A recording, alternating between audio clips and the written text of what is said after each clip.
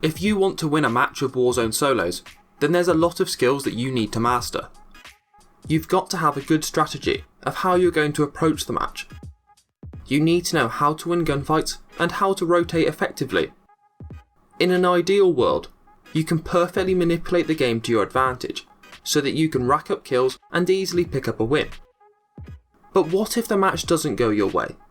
What if you're constantly being hunted down by enemy players? What if you can't get yourself into a good position, or can't get yourself set up with the right weapons and equipment? In this Warzone Solos match, that's the exact position that I found myself in. I had no loadout, no perks, and I was stuck in an incredibly vulnerable position. But I was still able to win. This wasn't through luck, but through knowing how to make the most out of a bad situation and force the game to give me every advantage that it could. That's what this video is going to be covering. How to win a game of Warzone Solos, no matter what you're up against. I'll be breaking down this winning gameplay, as well as giving you plenty of tips and tricks that you can use whether you find yourself in a weak position or not. This match kicked off to a reasonable start. I've landed at Stadium as it's far away from popular areas, so I should have the time needed to gather enough resources to corner a loadout without having to deal with many enemy players. Obviously, this didn't end up happening. A part of this has to do with this spontaneous purchase of a UAV very early on. Now, I did this because I find the audio incredibly unreliable in this game and wanted to know if there were any enemy players nearby. I would definitely say that you can avoid getting yourself into late game trouble by being extremely careful with your cash early doors. Prioritise getting a loadout over everything except armour plates, as, in solos, you've got no one else to watch your back. I'm an aggressive player at heart though, so I'm heading straight towards this player revealed by my UAV. The plan is that taking them down will reward me with some extra cash. If you've seen any of my videos, or any Warzone guide in general, you'll have heard all about positioning and why high ground is key. That's definitely true, but what isn't covered a lot of the time is that this doesn't have to be a typically good piece of cover like a building or a rooftop. Sometimes, all you need is a gentle incline and a barrier, and you've got yourself an incredibly strong position. As this player is situated below me, this means I'm almost entirely in cover from his perspective, so I can easily weaken him with a sniper shot before spraying him down comfortably. Unfortunately, this player didn't exactly have a huge amount of cash on him. As first ring is getting close to coming in, I decided to head back down to this truck in order to make an early rotation to better ground. This is so that I can avoid entering downtown, which, if you didn't know, is a camper's paradise in solos. On the way back though, this corpse seems to be out of place. I am almost certain that this wasn't here when I came through a few minutes ago. That means that there's likely a player close by, most likely on the buy station right ahead of me. This theory turns out to be spot on. Another player quickly comes into view, having just departed said buy station. As he's not expecting me, he doesn't pose a threat and is a very easy kill. This is one of those times that perfectly demonstrates why you need to pay attention to your surroundings in Warzone Solos. If I hadn't noticed that corpse, I could have wandered straight into the path of this player. Paying attention to your environment can sometimes make the difference between winning and losing a gunfight. As you just saw, there was also a second player around the next corner. We exchanged a bit of gunfire, burning away each other's armour. I'm confident I'm more accurate, as I've managed to break his plates despite the fact that he shot first and I didn't know his position. This gives me the confidence to push up, but this enemy is long gone. I don't want to chase him too far, as all it takes is for him to sit in a dark corner and he'll be able to wipe me out as I run by. If you're ever considering whether or not to chase a kill, just consider the environment that you're in. A lot of the time, it can be very easy for a retreating player to sit and hide, killing you as you rush towards where you think they are. Often, it can just be better to walk away. That doesn't mean I don't want to get the kill though, so I grab another UAV and spot this enemy on the other side of Stadium. I can see that he's working his way around, and I'm moving to catch him as he reaches my side. I'm certain he won't expect me to push him from this approach. Although this UAV takes me even further away from the cash needed for a loadout drop, which does cause me some big problems later on. This player manages to get himself into a gunfight just before I can reach him. Unfortunately for him, this brings him across my path, and I can very easily shoot him as he retreats from whatever player he was fighting.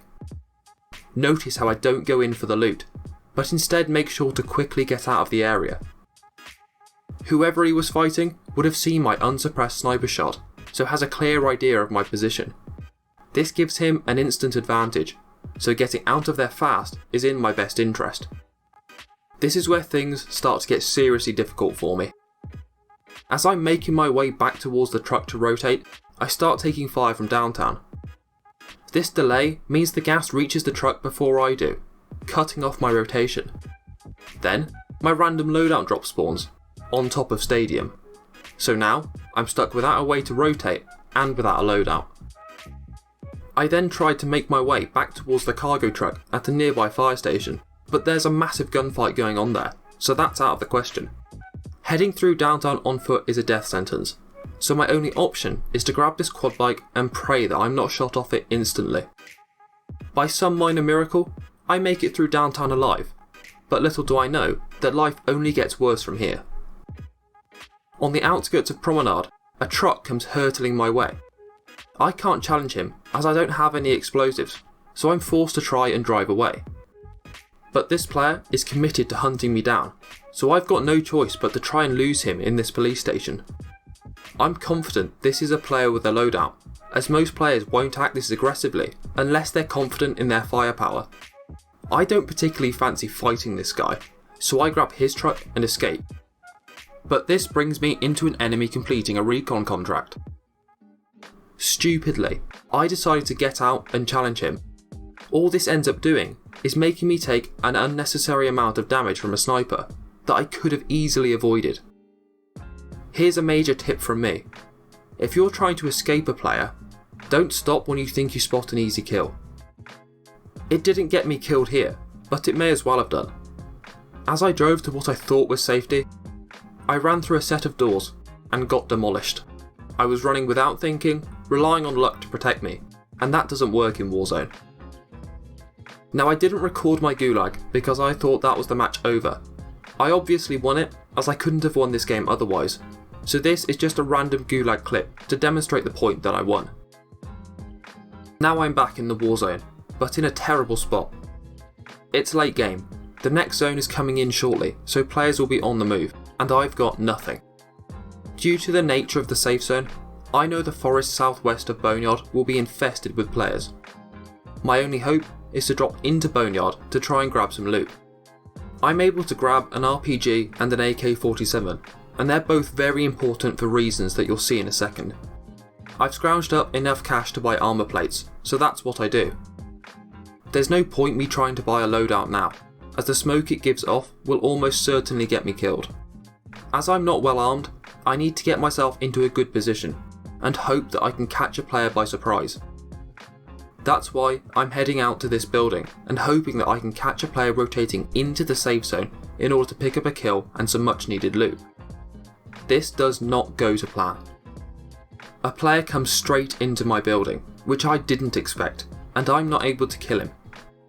This makes my situation even worse. I know this guy has a loadout, and more importantly, knows exactly where I am. I could try to run away, but he could very easily gun me down before I even make it out the door. Here's where some incredible tactics and a tiny bit of luck come into play. I can see his green tactical laser on the wall below me, so I know both where he is and where he's looking. My only option is to go for a direct challenge and try to take him by surprise. I was not expecting him to push at the same time that I dropped out of the building. I end up blowing us both up with my RPG, but as it's a direct hit, it downs him without killing me. When you're stuck with your back against the wall, you need to prioritise weapons that deal out maximum damage in as short a time as possible. It doesn't matter if a player has a loadout or not, RPGs can render cover completely ineffective, as well as ruin your enemy's armour. That's exactly why they can be your best friend, if you're forced to respawn and can't get to your own custom weapons. They might not be a particularly tactical or long-range weapon, but they can make all the difference if you're down on firepower and in a weak position like I was. This player's death is the single most important event of this entire match. It's given me a long-range growl and a close quarters MP5. Whilst I might not have perks, I've now got some serious firepower that's enough to challenge any enemy. After a quick trip to a buy station for plates, I'm now approaching the final ring. With the ring shrinking and the player count dropping, I'm certain that most players are in the forest outside of Boneyard still. They offer great cover and it's open ground between my position and there. Crossing that is a nightmare, so I decided to head in the opposite direction in order to try and loop around and come up behind that section of the map. This doesn't work out at all. Very quickly, I can see a sniper glint trained on me. Whoever that is far outside my effective range and I've got very little cover, so challenging them is a terrible idea. My only option is to back off and head into the forests, hoping that I'm not caught out in the open.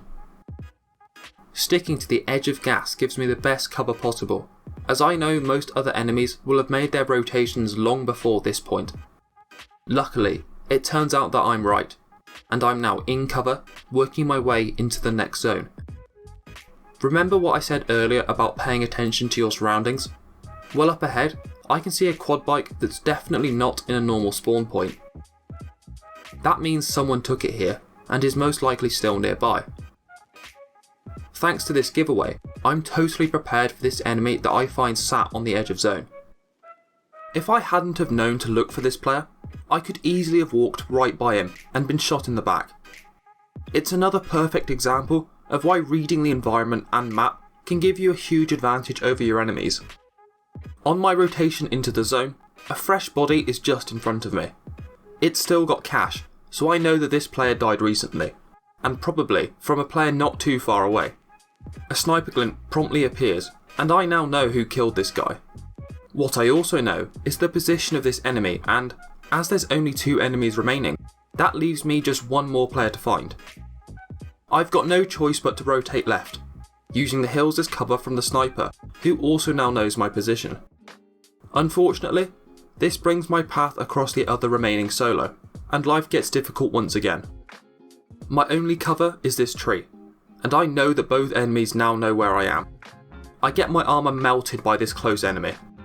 I can't stay in this position, as he could easily chuck a C4 and finish me off. Running to a different tree provides me with slightly more cover, but now the other enemy player is shooting at me. I'm now trapped between both remaining enemies, so with less health and armour than ever before, it's back to the previous tree in the hopes that this offers me some better protection. Then I get a big opportunity. The other 2 players start battling each other. This takes the focus off me, so I can down this close threat, leaving me in a 1 versus 1. I know the other player has likely taken some damage already, so I go straight in for the challenge. My accuracy is on point, and I'm able to get the kill for the win. This whole game, and especially the last few rings, are a great example of how you can make the most out of a bad situation. Sometimes, things aren't going to go your way in Warzone, but that's just part of it. The key is to recognise it, accept it, and figure out how to change it. I was at a disadvantage for nearly the entirety of this match, but I still managed to win. I hope this video has given you some good advice that you can use in your own Warzone Solos games, as well as just a little bit of inspiration.